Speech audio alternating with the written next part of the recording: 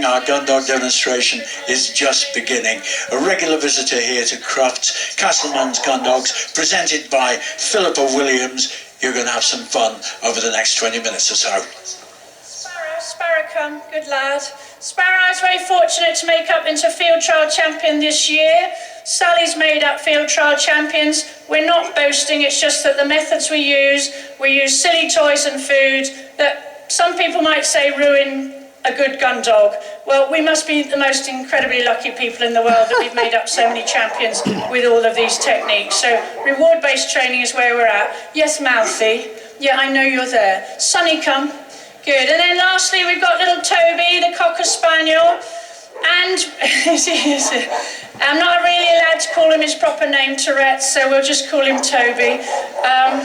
Sorry. But he might not respond. We do have an honorary girl over there. Give us a wave, Neil. Yeah, a little curtsy. Yeah, honorary girl of the team with his Springer Spaniel, so he'll be working them as well. So off we go, let's get going. So as I said, these are all working dogs. I might be working 6 or 8 at any one time. Sparrow, lie down.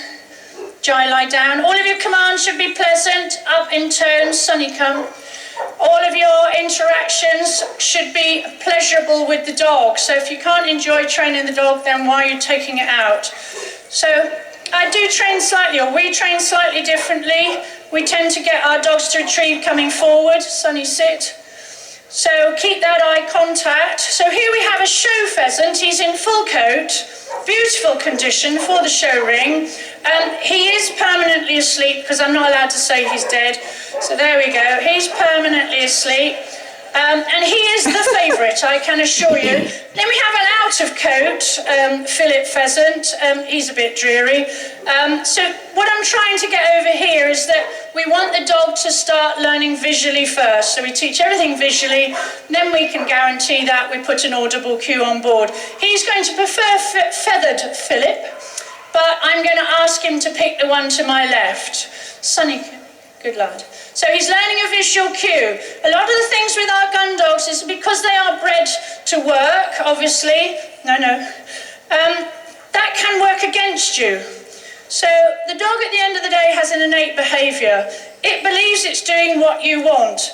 In some instances it isn't what you want, it's because it's gone self-employed. So you then need to have this relationship with the dog where it starts to listen to what you're wanting from it. They're not particularly good at listening, but they're obviously very good at watching. So that's gone down first. This is much harder now because it's now gone down nearer and last. He thinks if he inhales hard enough, he might just pick it. So again, he's got to do as he's asked, not what he wants to do. Sonny, get it. Good boy, well done, good lad. Yeah, good lad, good boy. Well done. And his reward is that he can go off and get Philip now. Very done. Sonny, come. Good boy. So that's come forward hunting. Oopsie. Oh, we've got no stop either now. Gone all gooey. Sonny, good lad. Sit. Good boy. Oh, that's very nice. Thank you. Well done. Thank you. So that's come forward hunting. Now calm down. No, you're not doing man work now, for goodness sake. Stop. So now we've got pushbacks. So this is again going to hopefully be explained. Often we need to be able to push our dogs back in a straight line onto retrieve. So here we have a little scenario. Sit. This young man here, as I said, he's permanently asleep. He's not going anywhere. So, but I have caught out the corner of my eye that this Philip here, he's got a bit of a sore bottom. He's going to be going for the bus quite quickly. And it is our job to retrieve and dispatch as quickly and as humanely as possible injured game. So our dogs should not be retrieving game scent. They should be looking for shot and blood scent, which means they should be able to go through live game without disturbing it. So again, he likes Philip, we know that. If I pushed him back with my left arm, he may did you like that? And misconstrued. Sit. So I'm going to push him back with my right arm away from Philip. Fingers, legs crossed. All right, if we get this right, I want a big round of applause because it, well, could go tits up. No, wrong, sorry. Sorry. Yay, good boy. Sunny, come. Steady, steady, steady. Good boy. Sit. Obviously, if I had a gun in my hand, under my arm, I wouldn't want him to be jumping up. There'll be a lot of gun people say, oh, that dog shouldn't be jumping up. But then I also wouldn't be going ecstatically stupid either, would it? So there we are. So here's another scenario. I know you want him. So here we have another scenario. Sit. Good boy. This time I have a hedge or a ditch or a fence all along the right-hand side of me. There's a lot of live game running in here, and they'll be running up and down, and he'll want to get in there and join the party. So if I pushed him back with my right arm again, it may be he misconstrues and he toddles off in, well, he won't be toddling anyway, I can assure you. He'll be tanking off and getting himself into trouble. So the way that we train is we try and put the dogs in a position of success all the time, rather than correcting them for when they go wrong. And it's us, because we are meant to be the more intelligent of the two. I do question that sometimes. Yeah. That we need to think for the dog. So again, I don't want him to think it's off to the right, so I'm going to push him back with my left arm. Good lad, well done. Good boy. Yay, good lad. Steady now. Good, a little bit more control. Yes, you're very clever, I know, thank you. Right, go get Philip. That's it. Oh, ecstatic. Sunny here. Good boy. So we've already taught the dog to sit and hold. Stop now, don't be daft. He's been here since Wednesday, so he could do with a jolly good 10-mile run, as we would be normally doing at home. Oh, right, now we're going to do left and right. Okay, off you go, lie down. Do you want to pop him on that, Isaac? Sunny, sit. So don't forget, all of your commands that you want the dog to learn should be pleasurable and enjoyable. All your interruptions or distractions, as we had there, maybe go down in tone. It's about your self-control. So I'm a bit schizophrenic, I think, because I can go absolutely mental and then, oh, would you like a cup of tea? So it's my French-Irish parentage, I blame them. Not a good mix. So there we go. So if we're teaching the lefts and rights, I actually wouldn't teach it this way, funnily enough, but I am for demonstration purposes. So those should be, if the dog is at where the hands of the clock are, that should be 1/4 and 1/4. So in other words, you've got a proper left and right angle. Excuse me, young man, would you like to pay attention? Thank you. That's me. Lovely. So first of all, we'd have the arm up, so he knows it's something to do with my right side. Then on the earlier levels, lower levels, I put my arm out to the right, but he's now got to listen to what he's told. Out. So if the dog was out of sight over a hedge, a wall, or in a wood, or in a dip, or whatever, at least I have 50% chance of getting it right. Good boy, well done. This dog is a real perfectionist. I have his father, who's demonstrated here many years. He's now 13, still doing very well. Sit. And also field trial champion, trained with all of these reward-based methods, which I'm very proud about. Lovely, so now we're going to make it a taddy harder, so the arm isn't going to go out. Oh wait, and he's just got to listen to the cue. Thank you. Here. Good boy. Good boy. You're a good boy, well done, thank you. Right, go get him, that's it, well done. Right, so what have we got now? I'm looking on my wrist because it's all written on my hand, because I have a brain, well, I don't have much of a brain anymore. These were my friends, as you all know, these were my friends, but now they're my carers. So, right, so stop. So I'm going to push the boat out, I haven't done this before. I just thought, oh, well, it's Sunday, I was going to say what the hell, but maybe I'm not meant to say that. Here, get on. Sit. So all the golden retrievers are related. It's a very small gene pool. Actually, I'll probably just do one at a time. I've just changed my mind. And then the finale we can peel out. Sonny, come. Good lad. Sparrow, sorry mate, sit. Good lad, lie down. This week will be, oh, not you, mate. Good boy. So again, what I was saying before, we use toys and food and all the other silly things. So dog is a visual learner. Off we go then, girls. So nice big visual cue. If you want the dog to register the hand, then maybe the toy would be a good place to be in your stop hand or your sweetie to begin with. As you can see in here, the girls are using clickers. I really think they're super if used correctly. Off we go. Now we can guarantee, well, one can always guarantee. So now we put an audible cue on board. So remember, your audible cue doesn't necessarily create the behaviour. The behaviour should trigger you to call it something.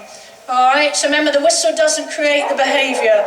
The understanding and the reinforcement behind that creates the behaviour. Off we go. What are we doing, a twiddle? Are we? Yes, technical Gundog term.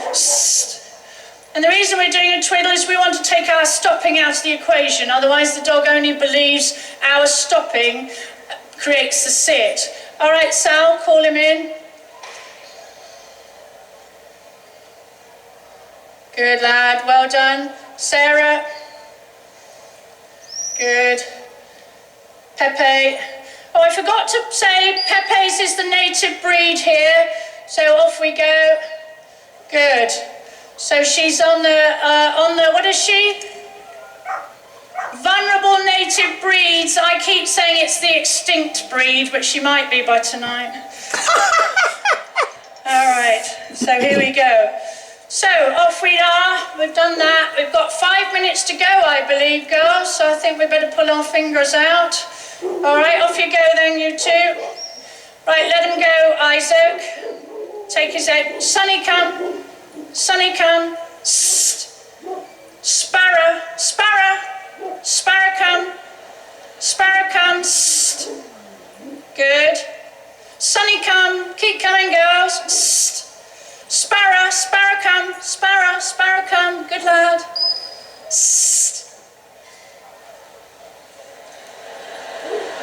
Good boy. Okay, off we go. Well done. Did I miss something? Oh, that was Richard the recyclable rabbit. Or maybe Richard the racing rabbit. Come on, boys, off you come. Sonny, come. Sparrow, come. Right, that was a sneaky one. So now we're doing a little bit of a walk-up. Okay, you can have that one. That's it. I'll have this one. Right, off we go. So we need Julia up this end of the line for retrieve. Sparrow, come. Sparrow, this side. Hello. Yes, Isaac's very nice. Keep him on the lead. That's a good boy. Take hold of his lead. That's it. Sparrow, Sparrow, come. Right, off we go then, girls. So here we've got a little bit of a walk-up. This is something that we do up in the moors. We've got a lot of space, a lot of live game. Yeah, so we want the dog to run the line, because often the gun at the end of the line will be out of sight, so the dog is running to shot. Well done, good girl, Sal. It's running to shot. As soon as it hits the shot scent, it will then pull into wind, and that will tell it where the retrieve is. Here, Mark. Jack. Good lad. Good. Then we walk on. Good boy. Good boy, Sparrow Man. And then we're going to have a little blind behind the line. Thank you. Good boy. Okay, Sarah's got a blind behind, so we've found out that there's a bird being shot and it's fallen in the bushes behind the line. Remember, it's the wounded game we must be picking first. Oh, well done. In he goes. Yay, good boy. Super. Good. Right. And then we've got the more shorter retrieves for the other dogs. So if we have out in front, sit up now. Good. So there we go. A bit of steadiness for whoever. That's it. There we go. So these are the baby dogs here. But it's steadiness for the bigger dogs. Off we go. There we go. And Claudia's going to do a little pushback with her cocker. Well, it's my cocker really, but it doesn't matter. Claudia's a student of mine. So most of the spaniels are pushed back onto retrieves because they're doing a little quartering pattern, a little figure of 8 in front. Good dogs. Come on, Sparrow. Good lad. Off we go. Good. Super. So here we have a little move. So we're going to put the fence out now. We're not putting the fence out. No, we're not, because we're not having the fence. Right, so off we go. So off we go. So girls, whoever, wherever, send your dogs. Well done. Oh, it's the flat coat, everybody. Is it going to come back with half the brushing as well? All the retrieves? Is it going to take it to someone in the audience? Yes! Well done, Sky. Well done. Come on. Jim, go. Good lads. Good. Good lad, well done. Jack, go. Good boys. Good lads. Vic, get out.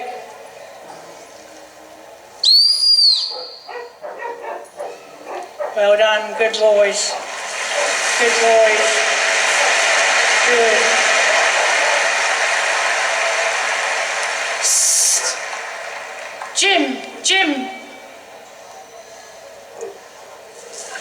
He says, I can't believe that. Vic. Sonny, it's Barrow now. Good lad. Well, you're meant to find something, you big Nelly. Well, it's useless, that is. I said, useless. Good boy. He said, but I stopped nicely, I want left. What more do you want? For goodness sake, nitpicky. Oh, poor Sparrow, man. So where should we take him, left, right, or back? Let's take him left, shall we? Away. Good boy. Now we'll take him back. Get on. Good boy.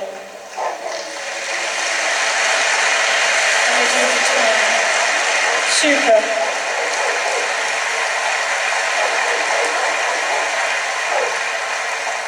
Lovely. All right, so I think, are we out for time? Yeah, all right, I think that's probably as much as we can do. I'd like to thank all my team members here, especially the Kennel Club for supporting our reward training methods. And I think you're just the luckiest people in the world to be able to come to the biggest and the best dog show in the world. Thank you. And ladies and gentlemen, let me tell you that she is one of the greatest gun dog trainers in the world. Let's hear it one more time for Philappa Williams and her team.